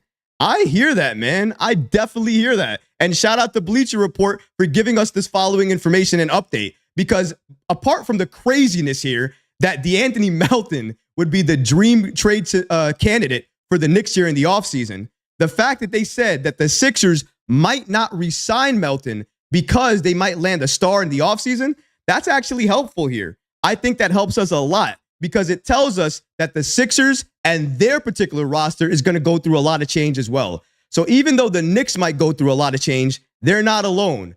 Other teams are going to share that as well, and they're going to go through those changes. They're going to be the ones that we're going to talk about right now and say, are they going to be competitive next season? The Knicks right now, as presently constructed, would be competitive. If they added a De'Anthony Melton, would they be as competitive? Would they be as good? It all depends on the cost. I think that they would be good. They would be competitive because Melton, he fits this Knicks team. He fits what the Knicks are trying to run at the right cost. I'm not giving up everything in the playbook, everything in my so-called war chest to try to go ahead and get Melton. I'm not trading for him. Number one, not trading for him. As we just said, it's a free agent. If the Sixers do not re-sign him and he hits free agency, then maybe I look at him. I see his cost, I see his value, and then I take that, I weigh it against my roster, and then I see fit. And if it makes sense and it fits, then I'm jumping on it. I'm making sure I'm getting him on this team, and then we see what happens next season. Because again, it is about fit. It is to an extent about fit. It's not only about stars. Stars are important. They are, and you need stars to win. But you need role players to thrive. You need role players to take you all the way to the games you think you can't even win. And that's the players the Knicks need to target. They need a star, number one, but then they need a rookie as well. And if you're getting a rookie as well, talk to me about that. If you're getting a rookie, that's the Knicks of the future. You can develop that player, and it's low on cost. So if you're asking me, should the Knicks develop a rookie of the future, or should the Knicks go after De'Anthony Melton? It's all about player available when they draft and Melton's cost. Depending on that, I could be swayed either way. That's what I'm saying about this, but the Knicks need to do that. We also have a super chat. Wow. Shout out to Britain. Super generous $5 super chat. I appreciate you. Let's go ahead and get your comment over here. You say, we appreciate you putting in the work to give us Knicks content. I don't think the Knicks can keep two centers pulling $30 million a year. keep iHeart. Man, you know what? Going back to that iHeart and Mitchell Robinson situation, I got to agree with you, Britton. I think that if you had to choose right now, and it does break my heart to say this, I'm a Mitchell Robinson fan. I feel like I'm going to get a lot of hate in the comments just because people feel like I don't like Mitchell Robinson. I do. I'm a fan of his. He's a defensive juggernaut. He's so good. I was so upset when he was injured. Trust me, I was. But we're looking at the team, guys, right? And if we're looking at the team, we have to be honest. What makes sense for this team? What fits better? Who fits better? It's iHeart. He plays offensively better. Defensively, he's not that much different than Mitchell Robinson. Robinson is, of course, the best defender on the Knicks right now. But Isaiah Hartenstein is probably second. That's not too bad, especially when you have an offensive game like his. And he helps a lot more on the passing side of the game. He passes with some of the best bigs in the league. So you take all of that into account. What do you get? You get your starting center being iHeart, and you get Mitchell Robinson, if the right trade becomes available, being traded. Because that's what needs to happen for this Knicks team to move forward. That's what needs to happen for this Knicks team to get better. A lot of people won't want to acknowledge that. But if you have a backup that's normally injured a lot, are you better next season or are you worse? That's what I'm saying, guys. That's my whole point on it. So I apologize if you don't agree with that point of view, but honestly, that's how I feel about it. And I know you guys come here as well, too, for my opinions on things. And that's my legit, honest reaction and opinion to Britton's great question. I appreciate that. So thank you so much for that. But going back to Milton here, or excuse me, Melton. Going back to Melton here. With Melton, one thing we have to understand here is, even though the fit would make sense, another player that the Knicks have that costs a lot less, he's in the Euro League, and he fits as well, too. You guys know who I'm talking about as well. I'll be dropping a video about him tomorrow morning at 10 a.m. Rokas Jokubaitis, 2021 draft and stash second round pick. I believe he was, 34 or 36 overall? Forget the exact number, but I'm sure you guys know who I'm talking about. EuroLeague star. He is available potentially to join the Knicks in the Summer League. If he ends up joining the Knicks in the Summer League and he makes an impression, I think the Knicks should offer him a spot in training camp and then see what he can do. Because that's the perfect guard to back up Jalen Brunson. He's a point guard. He's 6'4". He can defend. He can create his own shot. But he can play make. He can pass. And that's what's needed right now. Deuce McBride is great, but he's a two-guard. Deuce is a two-guard. He is not a point guard. And that's no knock to him. I love two guards. I love Deuce McBride on the bench. But you need somebody else to carry the offense while Jalen Brunson is getting that rest. We don't have that player. It's not Alec Burks. It's not Shake Milton. And it's not really anybody else unless you're going to draft a player to take over that spot. And knowing Tom Thibodeau and this Knicks team, I don't think they're going to draft a backup to Jalen Brunson and then play that player significant minutes, because Jalen Brunson's going to already play significant minutes. When you're talking about drafting, you have to talk about drafting the right player, a player that's going to actually get minutes under Tom Thibodeau. Those are the players the Knicks are going to have to target. For me, do not go after Melton. Don't do anything like that. Start with the draft. You already have a team that is built for contention now. All you need to do is make the right additions. So please go to the draft, look who's available, and then based off of that, fill in the void, fill in the gaps. And then when you're done, identify what's remaining, re-sign the players you need to re-sign, and then go out and get that player in free agency or trade for that star. But that's the way you need to go about it. Do not go about it this way. Do not try and think and see, well, maybe, I can try to go forward with both of these centers and then bring in another rookie, try to develop him, and then he can be the backup like Jericho Sims is. Right. Because we see how promising Jericho Sims' career is right now, playing backup to the backup. We don't need players like that. You need somebody who can come in right away and have an impact. So those are the players I'm looking for. Those are the targets that are realistic, in my opinion. And right now, there is nobody in free agency that, in my opinion, is realistic for the Knicks. In terms of trades right now, we don't really know who's going to be available until that list comes out come this offseason. We kind of have an understanding of certain stars and the fact that they're going to be available because we already know they don't want to stay with their franchise. But apart from them, we have to wait till that disgruntled star list becomes available before we make moves. But a lot of teams already know who are the dream targets, who are the players on the list. And again, I'm sure if one of those players here were available, even Paul George, which I hate to say, if any of these guys became available, the Knicks would pick up the phone and they would ask about the cost. Absolutely. But that's not because they want them. It's due diligence. You would do that because in the future, when you want to make a trade, you now have this information. Well, you know what? They wanted 4 picks and 2 great players for Joel Embiid. So that means if I'm trading Randall later, I need to get at least, 1 superstar and 2 okay picks. It helps you understand value around the league. So it doesn't mean just because the Knicks check in or call about a player that they actually want that player. All it really means is they're just trying to understand value, what's happening around the league, and what is legitimate and what is fake. There's so much fake news out there, ladies and gentlemen. We all know that. So many channels on YouTube kind of are dedicated to going ahead and giving fake news each and every day. So you can't really blame a lot of people for being confused.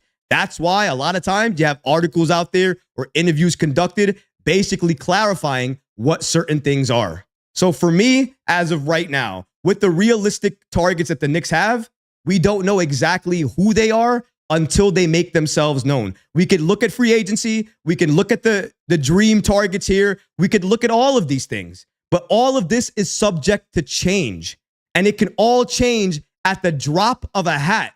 And it all depends on that player, how they feel, and what they feel about that franchise moving forward. My favorites are Mikal Bridges, Devin Booker, and of course, my guy, Donovan Mitchell. Apart from those 3, everybody else is a question mark. I'll look and see, but I really don't know. For you guys, though, in the chat, I want to dedicate maybe the next 30 minutes or 15 minutes or so to the chat, taking your questions, answering all of them. You have questions for me, maybe insiders that I've spoken to. Maybe you have questions about personal questions about me, maybe my son, maybe where I live, maybe how many Knick games I've attended, when I became a Knick fan. Whatever questions you have these last 30 minutes, it's for you guys. Go off, ask me any questions that you want. We'll go ahead and answer all of those questions for you before we end the show for today. But I just wanted to go ahead and clarify again. With the Knicks right now in Bleacher Report, they broke down so many things. And normally, I like to go one article, then I go another article, then I go another article. I couldn't do that this time around. I couldn't.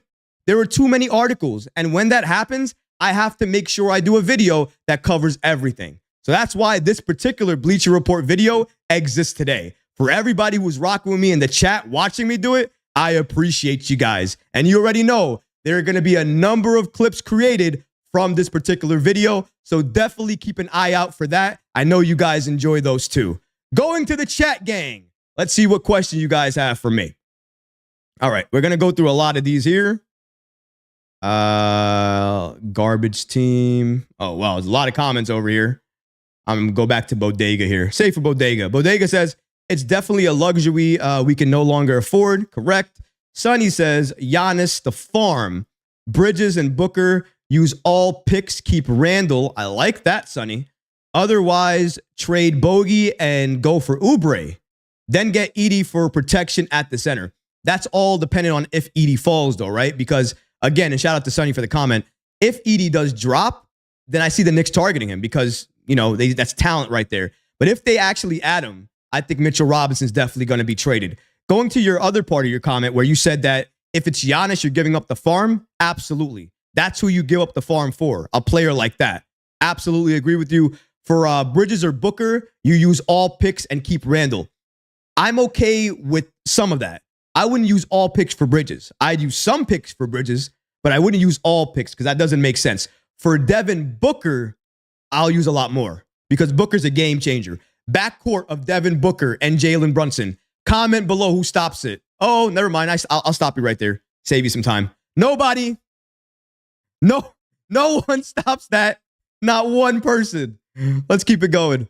iRise says, nah, we love Mitch. He just got robbed for his rhyme with that team. It's cool. It's a business. So we're going to keep it moving without him, especially if he gets us that championship piece, I believe you're talking about. Yes, absolutely. I agree with you, High Rise.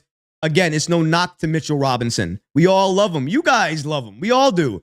But we love Mitchell Robinson enough to know that we love you, but it's time to let you go. Especially if it can get us that star. Like you said, man, I appreciate you, High Rise. AP says Mitch is going to his 7th year next season. Absolutely agree. And out of all 7 years, how many times he's been injured? You got to talk about it, man. Been injured. Bodega Wi-Fi says Rokas will never be a Knick. Ooh, never be a Knick. Why do you say that? You don't think he's going to be a Knick? You probably think that the Knicks are going to dangle him in Summer League, but never ever get a chance to play him. I'd actually like to know why. He's been doing pretty good in the actual Euro League, so I'd like to know why. Appreciate you on that. APAP says I would love Rokas Jokubaitis. Yeah, man, me too. I don't know why people are not liking that. Really need a backup point guard, and he does that. He's really good at it, actually. I like him. I think his game translates as well. Britton says it's the bitter truth, but it's real. I guess he's talking about the Mitchell Robinson part. Yeah. Again, I love Robinson. He is the guy. He does help this Knicks team, and I appreciate what he did for us all those years and even last year. But at this point, it's enough. Sorry, Mitch. Love you, but I love you enough to know when to let you go. And now is the time to let you go. Otis says, let's talk about the coach. Thibodeau making mistakes. Oh, okay. You want to talk about Coach Thibodeau making mistakes? We can talk about Tom Thibodeau making some mistakes here. Is Thibodeau the best coach? No. He's not the best coach. He makes mistakes like everybody does. I mean, that's not a surprise. But is he turning into a better coach for this team? Yeah. If you fired Tom Thibodeau today, who are you hiring? Who's the number one coach you're hiring if you fire Tom Thibodeau? I can't think of anybody. I can't think of one person that I would have to bring in for Tom Thibodeau if he got fired. If I had to maybe guess, maybe Johnny Bryant, but does that get me the same team, the same output? I don't know. So Tom Thibodeau, for everybody who doesn't know, is right now in talks with the Knicks to sign a very lucrative long-term extension. According to a poll by The Athletic, it could potentially range between $10 to $13 million annually. He could be making Ty Lue money very, very soon. And that's because Tom Thibodeau gave the Knicks an identity. Out of nearly all the years he's been here, apart from one, we've been a playoff team, and we've competed with all of the pieces that we've had on the roster, despite dealing with injuries or trades or whatever the case may be. That's why Thibodeau's going to get the extension. If you don't like him, you don't like his coaching style, you don't like what he does, you're going to have to accept it. He is going to be the head coach of the Knicks. He's 66 now, by the way. He's probably going to be the head coach of the Knicks till he's 70, 71. So buckle up. It's going to be a long time. When you get success in the Knicks are going to reward you with a long-term contract. Trust me on that. Let's keep it going here. What other comments do we got? Let's see what you guys are talking about. Let's see here. Let's look into some of the questions. Frank says, what do you think about a trade with the Pelicans? Ingram and Alvarado for Bogey, Mitch, and Deuce. Oh, nice. No, for Ingram. Definitely not for Ingram. I would do it for other players maybe, but not for Ingram. Ingram, in my opinion, does not fit this Knicks team. Crybaby. Skill set, I can understand skill set. His skill set is good. Not great, but good. But how does he normally play?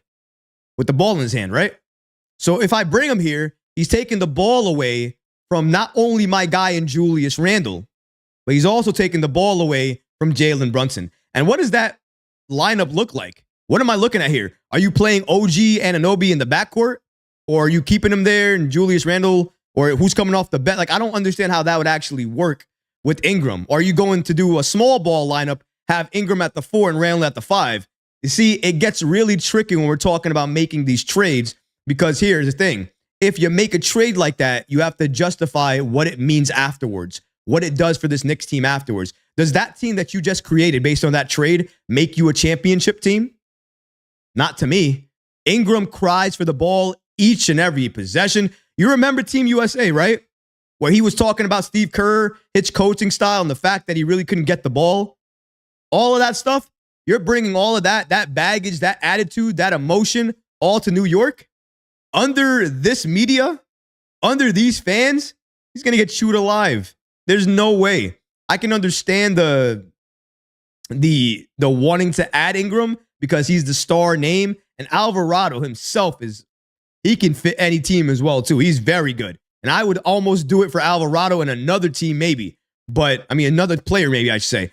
But to get Ingram here, you got to think about it. The lineup just doesn't work. It doesn't work at all.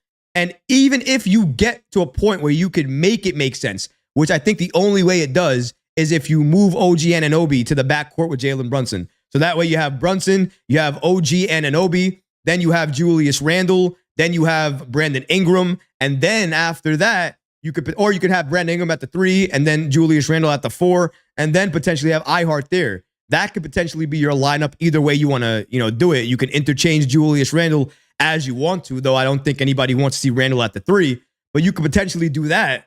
But that doesn't sound good. That sounds clogged. And I think that if anybody was playing in that rotation, they would be mad. Somebody's not getting that ball.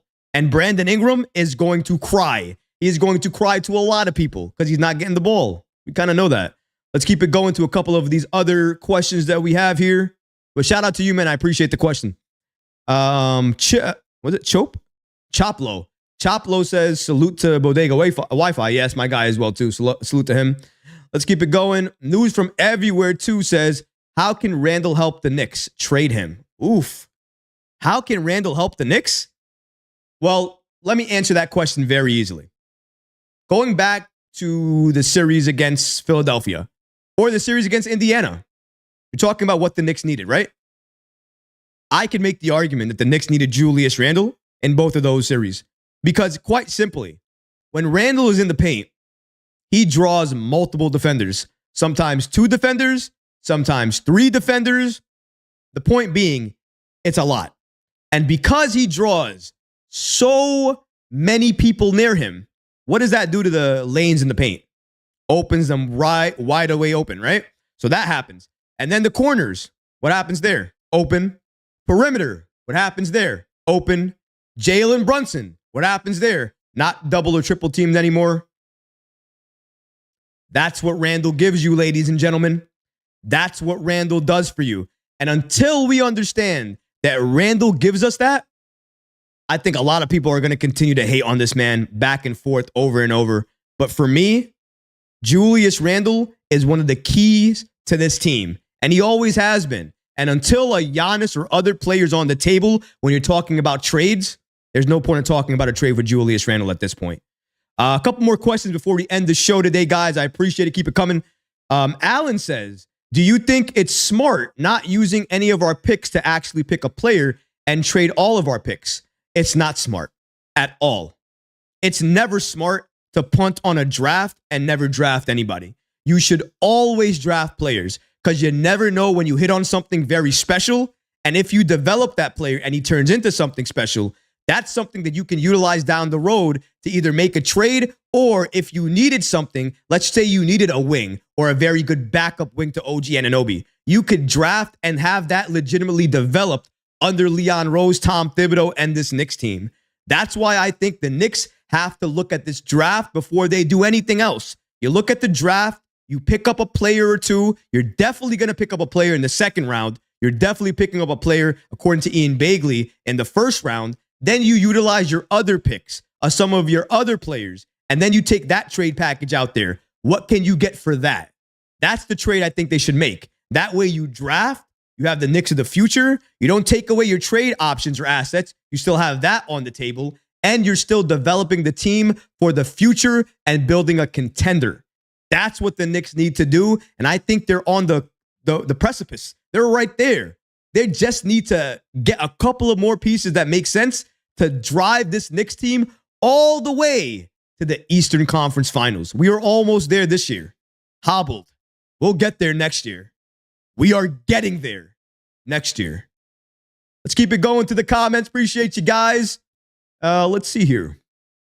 Talking about Joker, I think.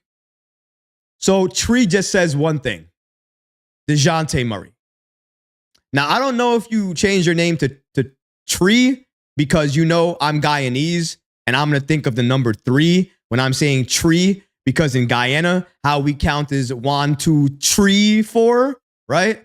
We don't count 1, 2, 3. So appreciate you if that's what you did. But shout out to everybody in the chat right now. Tree. DeJounte Murray is the only thing he has to say. So I'll answer that. DeJounte Murray. If your question is, do I want him? Yes. Your question is, do I think the Knicks should trade for him? Yes. Is your question, do I think the Knicks should go out, pick up the phone, and see what it takes to get him? Yes to all of the above. He fits. And if anybody didn't know, or probably some of you guys probably started following me during that month of January, I went off in terms of DeJounte Murray videos. There was a video about DeJounte Murray each and every other day. Not because I loved his game and his fit and what he meant for this team, but also because we were talking about the fact that his value was potentially lowered. And when you're talking about lowered value, Leon Rose is always going to be in the mix.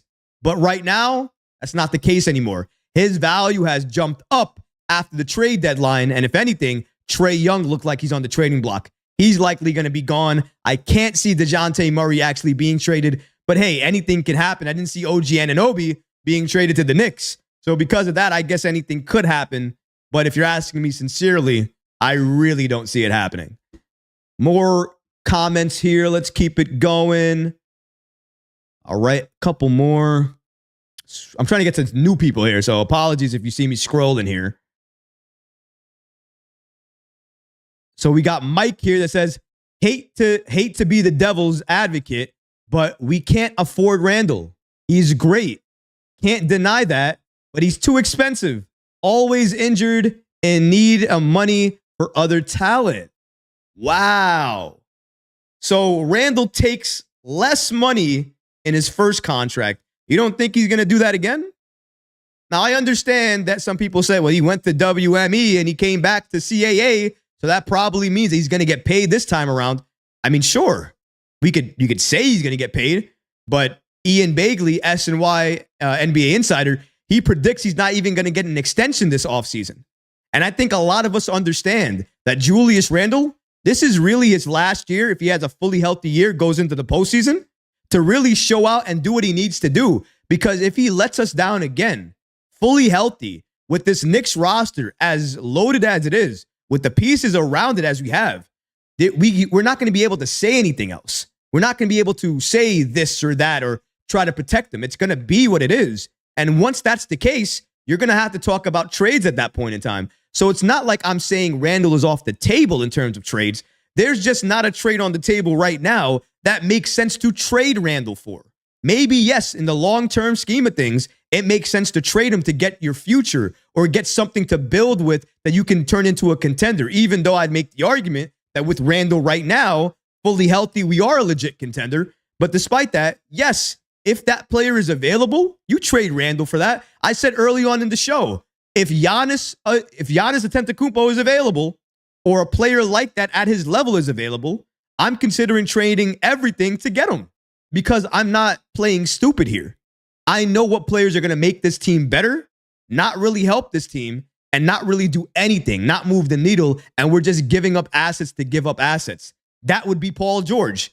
Giving up assets for Paul George makes no sense. None. Because he does nothing. And I know, skill set, all this other stuff. Tell me how many games he's going to play. That's all I'm saying. It's all about availability and fit. We have to understand that at times. I get it. Randall gets a lot of hate. A lot of people want to trade him. But just tell me who you want to trade him for. Because the player you want to trade him for, I guarantee he is not available. Not now, and maybe not ever. Got to consider that. Appreciate the comment, go guys. Thank you so much. Man, so many guys in the chat. This is not ending. It's going off. I looked at the chat one time, didn't see that many people. Now look up the chat again. 15 comments. My goodness, you guys are going off. Love each and every one of you. I guess we'll keep it going for a little bit. Let's keep it going here. Rock, my guy Rock, shout out to you, man. I appreciate you. Knicks have all the leverage with Randall. Don't need to extend them now and play out next year. What he said. What he said. I'll repeat it again so everybody in the back of the room can get it because that was an amazing comment. Shout out to Rock again. Knicks have all the leverage with Randall. Don't extend him now and play it out next year. Exactly. Why do they have to extend him? If anything, they have a built-in excuse to why not to extend him. He's coming back from injury, and we didn't see him in the postseason. And how can you give somebody more money without understanding what he can do in certain situations? Now, if he wants to take another discount, I'm sure the Knicks would probably consider it at that point, but I'm sure he doesn't want to do that. And I'm sure one of the reasons he joined CAA again is to get paid. He didn't come back to CAA not to get taken care of by the family. So he's going to get taken care of in one way or another. But it doesn't mean that he's going to get paid from the Knicks. It doesn't mean that that's going to happen. Again, we have a full year before we have to even consider a Randle trade. Randle trades right now make no sense to talk about. There's nobody legitimately available that would make sense to trade Randle for. No one. Especially not Cat, by the way. Not Karl Anthony Towns. I don't want to hear that. $54 million a year, trying to out of here with that, man. Keeping it going here. Chip Lowe says, I'm Guyanese as well. Appreciate you, my brother. Shout out to you. You are what your record says you are, says Bodega Wi-Fi. Shout out to you. Otis Rivers says, and Randle is a creep? Not sure what that means, or maybe he said something else. Say that one more time so I can get back to that one. Let's see here. Chop up on the down low. Salute to Chop. Oh, I guess they chop it up all the time. I knew y'all was GT. Wait, what? They GT? I'm lost. I saw GT in the comments as well before too. All right, there's some scandals going on in the comments. I got to figure out what's happening there. Let's go to some actual commentary though. Let's see. I'm scrolling through the comments here. Give me a second. David says, what do you think OG's deal ultimately looks like? Great deal. Amazing question. I think OG Anunoby gets around $35 million a year over 4 years. They likely build in some injury protection into his contract. They're not just going to give him the contract without anything to protect them there. They're definitely going to put that in there. And I'm sure that was talked about at some point when they made the trade. I think that he's going to test free agency. I definitely think OG Anunoby is going to do that. But I think it's only to understand his value. Now, if his value, let's say, is at $45 million, do I think that the Knicks will have to pay him $40 million? Yes, absolutely. I don't think they'll have to match it, but they'll have to come close. So if he gets $40 million and the Knicks don't want to give him 40, they might come into 35. I think that's the type of discount he's going to get. That's the main reason you explore free agency. You look at your value, and then when you know it, you know when you're in negotiation talks, all right, I want to stay here, and I don't mind taking a little bit less to stay here. And if you're taking a little bit less, $5 million less technically is a little bit less. So I can see OG Anunoby doing that, staying with the Knicks on that. A lot of people may not like that amount. They might want him on a 30 million a year or 28 million a year. The reality of that is that's just not possible anymore. Maybe 4 or 5 years ago it was, but not anymore. If you look around the league in terms of wings and their skill set and their impact is huge here. When you factor all of those things together, he's owed around 30 to 40 million per year annually. That's just the market value. So I think that's what he's likely going to get in that range, but very good question. Appreciate you, man. Thank you. Let's keep it going. Couple more comments here. Man, you guys are going in here. Love it. Otis says no to Paul George. Appreciate that. I agree with that too. Definitely no to Paul George. Even know why we're talking about Paul George. Goodness.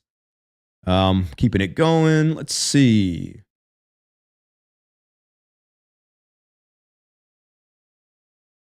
Let's see here. Some more draft conversation. I think Rick says, hey, Troy, about getting Dalton from Tennessee for one of our draft picks this year. You know what? I've heard the name. I don't know much on the prospect. I got to be honest. So I don't want to answer something that I don't know too well on. I will say, though, again, that if you're talking about the Knicks and their draft picks, I just want to go back to one thing that we have here.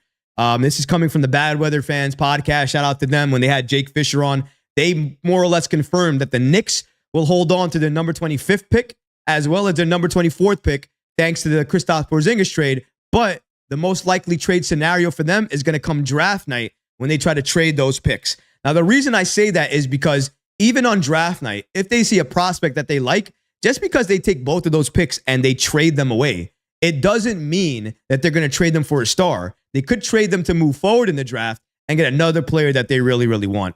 So I think at that point, I think we can see them doing that. So I wouldn't necessarily take it out of the realm of possibilities that they draft multiple people in this year's draft, but I don't think they draft a number of first rounders. They'll draft one first rounder and one second rounder. And it all depends on who's on the board. I think right now their priority is to fill the void. So really it's the wing and it's the center position. And then if you can get the backup guard, you do that. For me, the Knicks have it all easy right now. You draft the center with one of your first round picks. You go out and you trade for some other players that can fit your bench. And then you get Rokas Jokibitis. He's your backup point guard to Jalen Brunson. And you're done. That's it. That's for me. By the way, if anybody asking where this shirt is from, this is from my guy, Knicks Homer, on the app X. He does a lot of great work, a lot of great merch. If you want his merch, definitely shout out to him. Go to the app X, type out Knicks Homer. He'll pop up and you'll definitely see his merch come up. Shout out to my content creators, always doing their things. I always appreciate them. Last question. So since this is the last question, I want to make sure it's the good one, all right? I'm going to look through these comments for a second to make sure I got a really good one. By the way, total views overall right now, you might not see it completely live right away, is almost 2,500. Appreciate you guys. Amazing for you guys on a Friday afternoon. A Friday afternoon with work and all these things, and you're here with me. Each and every one of you guys, I appreciate you. Last one. Let's see who gets the last good question here. Let's see who gets it. All right. I'm looking.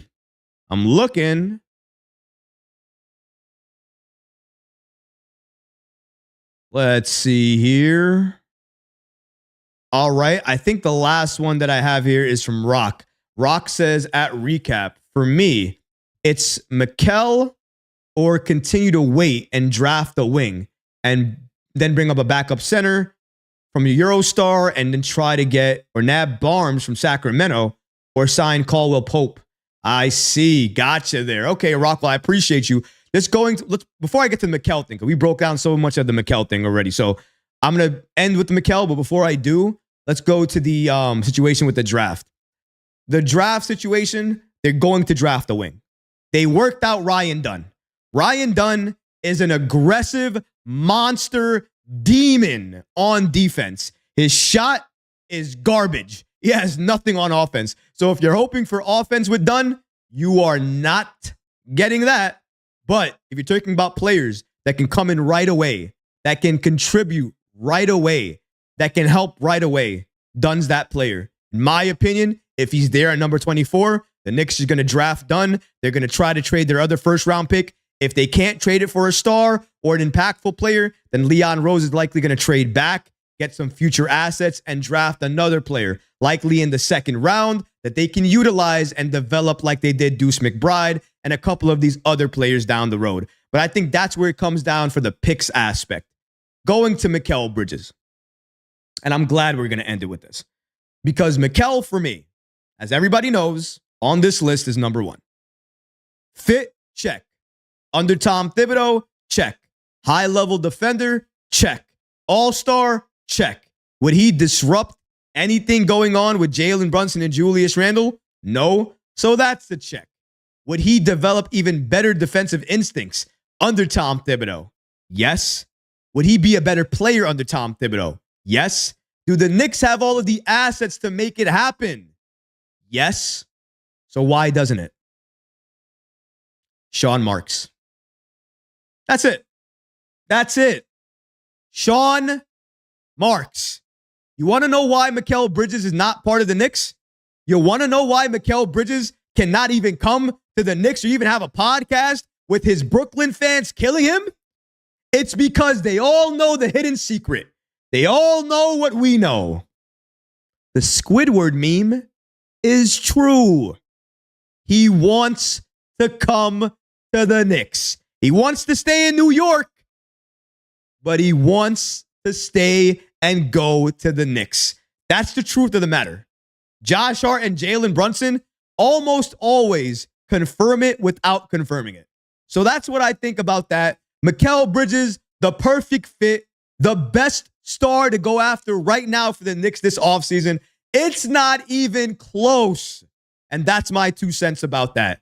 But I appreciate each and every one of you guys in the chat gang. Salute to you guys. Salute to Knicks Nation. Everybody who showed up Replay gang, shout out to you guys as well too for taking the time to watch the replay of this video as well. We're going to get a lot of the clips broken down and entered in for this weekend. So if you're hoping to see some of these other things that we talked about during this live stream come back into videos, your hope and dreams are going to come true. That's exactly what's going to happen for this weekend. So check those videos out. But thank you guys so much for joining the lives. I really love and appreciate doing the lives with each and every one of you guys. Like I said, I think Friday from around 1 to 2:30, maybe sometimes 3, will likely be the scenario where I'm recording live. That only difference for that is next week. Next week, because of Father's Day weekend and things like that, I have to attend an event for my son on Friday called Donuts with Dad. So I'll be going to that on Friday. Will not be live streaming, but don't worry.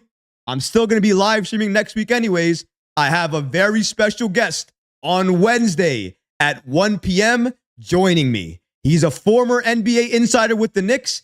He has a lot of connections still there, and you guys are going to love who he is. I'm not going to break down or break it in terms of who it's going to be. I did accidentally do it already. So if you guys saw it already, you guys already know. But if you don't know, this Monday, you're going to find out because I'm promoting it across all social media. Again, Wednesday at 1 p.m., very special interview with an NBA insider who used to cover the Knicks and has so many connections to them still. And we're talking about off-season goals. What are the off-season guides for the Knicks is? And of course, trade targets and what this insider's hearing about all of the targets we just spoke about. I hope you guys can join that live stream too. But that's going to do it for this episode. I hope you enjoyed it. And if you did, everybody join along with me. Smash, destroy, obliterate that like button until you can't do it no more. Until next time, Knicks fans. Thanks for watching. Appreciate you guys. And of course, peace. Later, guys. I'm out of here.